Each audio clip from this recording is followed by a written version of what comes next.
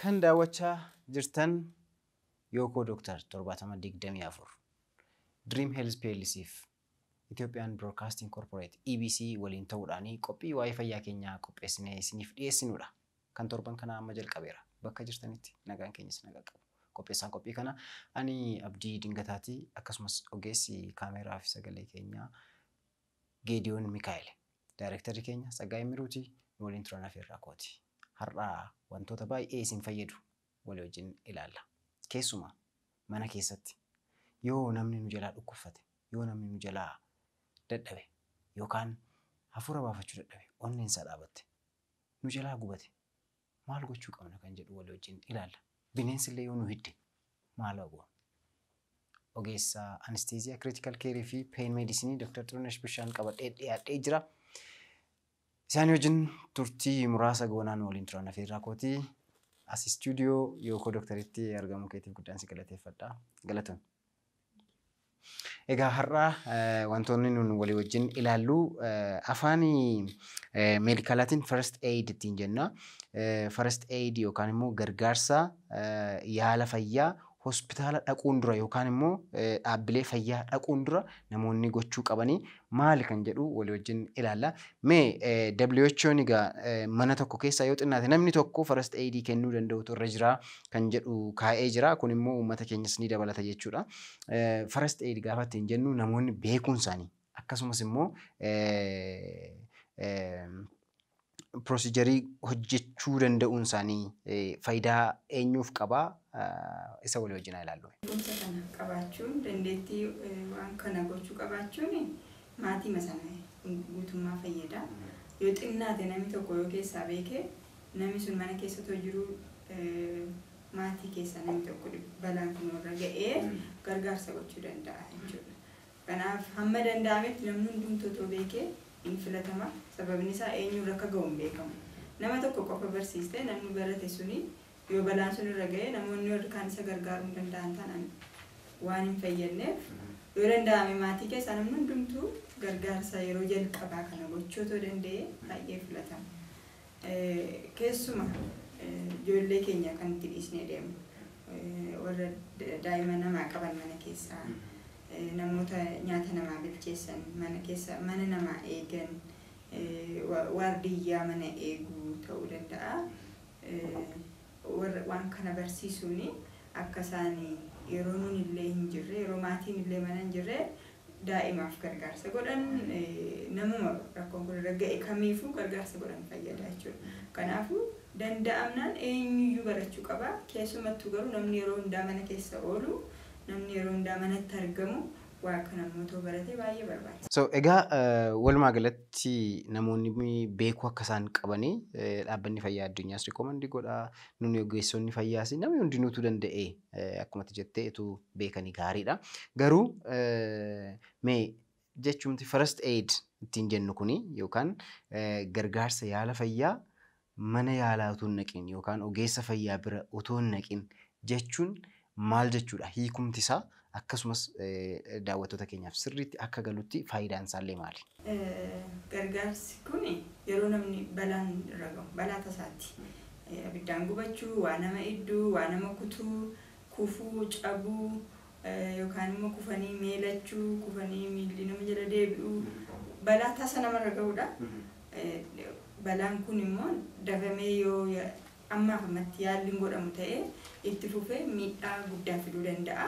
Lubbuus baasuu danda'a. Kanaaf otoo yeroon fudhatiin yeroo gabaabaa gidduutti daqiiqota gabaabaa gidduutti deebiin nun ilaallu gargaarsi nun goonu miidhaa uumamu gara fuulduraatti hambisuu danda'a. Lubbuu baduuf jedhus lubbuu oolchuu danda'a. Kanaaf ogeessa fayyaa waamuudhaaf akka biyya keenyaatti immoo siistamiin ittiin ogeessa ofitti waamanu baay'ee bal'aa waan hin taaneef namni yeroo rakkoon irra ga'u yeroo dhukkubsatu mana yaalaa dhaqa. Hamma mana yaalaa dhaqnutti manaa baanee hamma mana yaalaa sana geenyutti sa'aatiin gidduutti yeroon gidduutti gubatu suni lubbuu nama sanaaf baay'ee barbaachisaa ta'uu waan danda'uuf yookaan immoo yoo lubbuullee baasuu baate fayyaa nama sanaaf baay'ee barbaachisaa ta'uu waan danda'uuf gargaarsi dafamee godhamu sun baay'ee jijjiirama fiduu danda'a jechuudha. Kanaafuu walumaa galatti yeroo bitachuudha jechuudha. Yeroo bitachuudha. Gargaarsa yeroo jalqabaa otoo yeroo baay'een hin badiin nun goonuuf jechuudha. Egaa wanneen first aid barbaadan yookaan immoo balaan ta'uu danda'a. First aid barbaadanii wantoota garaagaraa jira. Isaan kana maybe tokko tokkoon daawwattoota keenyaaf hin agarsiisna.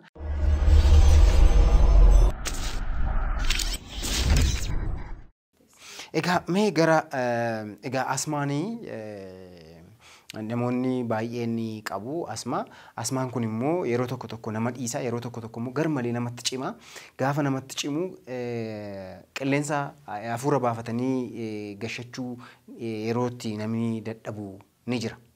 Mee asmaatik attack kan ittiin jennu suni namoonni yeroo kamidha gargaarsa yaala duraa barbaachisa jedhanii nama sanaaf yaaluun kan isaanii yaala kennuu qabanii akkasumas immoo yaala akkam akkamiidha kan utuma na yaalan dhaqeen dura godhamuufii qabu namoota akkasiitiif. Egaa maatii keessatti nama beeknu yoo ta'e dhibee isaa kana fuulduraan beekna. Asmii akka qabu beekamaadha. Yookaan qoricha manaa qabaachuu danda'a keessumaa kan afuufamtu wayii jirti. Baay'een isaanii asmii warri dhukkubsatan manaa qabu ishee.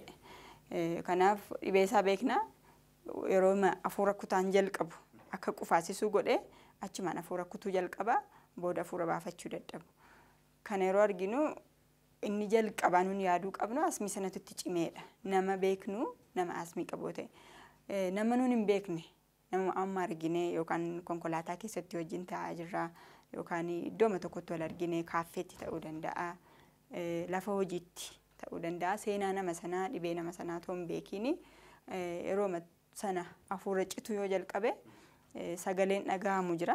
Sagalee sana yeroo waan akka sittero sagalee wayii dhageessisu keessa isaatii sagaleen akkasii ni jira. Irruma caalaatti garuu hafuuruma baafachuu yoo dadhabe namni kuni qabnee teessisuu jalqaba. Yeroo teessisnu immoo gara fuulduraatti akkas jedhee kan inni taa'u gochuu. Gara fuulduratti akkas ta'ee morma isaa akkatti xinnoo ol qabee akka hafuura baafatu gochuu fi namni sun akka tasgabbaa'u gochuudha. Tasgabbaa'ii rakkoon hin jiru jennee tasgabbeessuu danda'udha. Kanaachi na'ee immoo amma hafuura baafachuu yoo dadhabu itti cimaa deemuu danda'a. Keessumaa qilleensa garmalee yoo harkisan qilleensi sun diilallaa yoo ta'e warra asmii dhukkubsatuu fi dhibee sanattumaa cimsuu danda'a. Kanaaf tasgabbeessuu hafuura baafachuu yoo homaatti fooyya'uu baate mana yaalaatti fuunee deemu ambulaansiidhaan haala geessu dafnee mana yaalaa ga'uu dandeenyuun mana yaalaa geessuudha. Qoricha yoo qabaatan baay'een isaanii akkuma siin jedhee akkuma manaa qaban baatanii immoo deemu. Dubartoota taanaan boorsaa isaanii keessatti qabachuu danda'u. Warri dhiiraas yoo ta'e uffata isaanii kiisitti baachuu danda'u. Yeroo sana qorichi keessi harka jira jennee harkaa fuunee qoricha sana kennuu fi yoo inni danda'a ta'e immoo akka inni fudhatu gochuu baay'ee jijjiirama uumuu danda'a. Egaa yeroo baay'ee namoonni gaafa hafuura baafachuu dadhabanii akka kana namoonni namatti baay'atanii qilleensa illee nama dhowwu. So qilleensa illee akka inni argatu gochuun naannoo mana cufaadha yoo ta'e mana bananii qilleensi qulqulluun akka seenu gochuu sun illee baay'ee barbaachisaa ta'a. Egaa kana goone immoo yoo isa afuufamu sana afuufnee fi dhibeensa itti fooyya'uu dadhabe immoo gara mana yaalaatti immoo ariifannee geessuun baay'ee barbaachisaa ta'a jechuudha.